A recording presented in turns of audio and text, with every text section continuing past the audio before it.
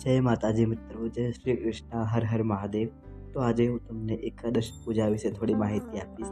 તો આપણે પહેલાં તો એક બાજટ લઈ લેવાનું છે। બાજટ પર લાલ કે પીળા રંગનું કાપડ પાથરી દેવાનું છે। ત્યારબાદ તેના પર ઘઉં કે ચોખાનું આસન આપવાનું છે।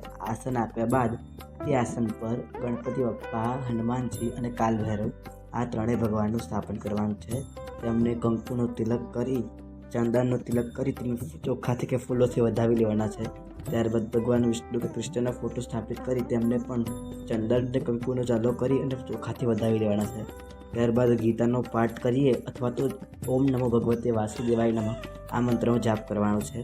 ત્યારબાદ ભગવાનની આરતી અને ભગવાનને ભોગ લગાવવાનો છે। ભોગમાં ભગવાનને મીઠાઈ, માખણ અને તુલસી પત્રનો ભોગ લગાવવાનો છે। આ હતી એકાદશી વ્રતની પૂજા અને આખો દિવસ તમારે ફરાળ ભોજન કરવાનું છે અને તમારે ઉપવાસ કરવાનો રહેશે।